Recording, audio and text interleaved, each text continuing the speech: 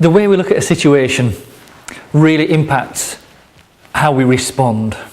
What one person might see as helpful, another will see as quite offensive. And if you look at comedians, a comedian can innocently tell a joke. One person will be upset, one person will walk out because they feel so offended about what's just been said, even though it was said with humour in mind. Think of these two situations. We worked with a family organisation in the engineering sector a few years back, and it was a family-owned business, and the current MD was the son of the founder, a gentleman that built a £30 million turnover organisation by ultimately digging holes in the road to make sure that water could get through there. Now, a number of managers told us that they were upset, offended, and felt that they weren't being trusted because every morning, Monday to Saturday, one of the directors, who were all family members, would be at the gate watching them come into the yard to pick up their equipment to get to work.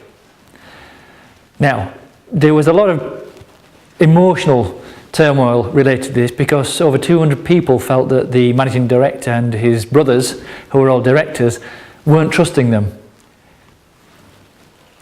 When I spoke with the managing director one-to-one and gave him this feedback, he was really quite upset about it. And he couldn't believe that so many people, or absolutely anyone, felt that he was mistrusting them. He trusted them, he said, because otherwise they wouldn't be in their job. When he told me the real reason for watching people come through the gate to get to work, it was because he was continuing a family tradition that his father had started over 40 years previously. And that was stand there and ultimately welcome people into the workplace. Say how you're doing, have a good day, how can I help you today?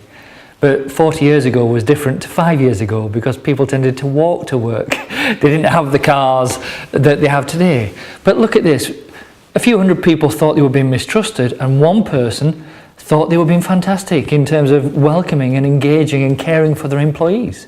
How different is that, a perception? Another situation, we worked with National Health Service, and a patient was very upset that she was given a wheelchair to go to the toilet. She felt that, don't they think I can walk? I'm not that badly, I'm not that unwell. Why do they need to give me a wheelchair? She felt that they would be undermining her ability to look after herself and care for herself. The nursing staff thought they were being caring in helping this person who wasn't particularly well get to the toilet as easily and safely as they possibly could. See, yet again, one situation is seen very differently. Now, if you're having challenges at work, whether it be with your boss, with your team members or anybody, there's always more than one way to look at a situation.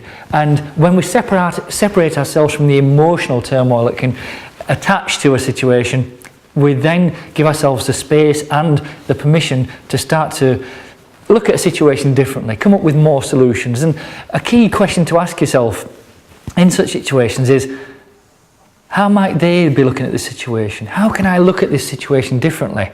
If I was in their shoes, what would be my intention with this behaviour, with this communication? It's about reframing a situation, but we can only do that effectively when we separate ourselves from the emotion. So next time you have such a situation or someone's raised their voice or been disrespectful, at least how you perceive disrespectful, take a moment before responding.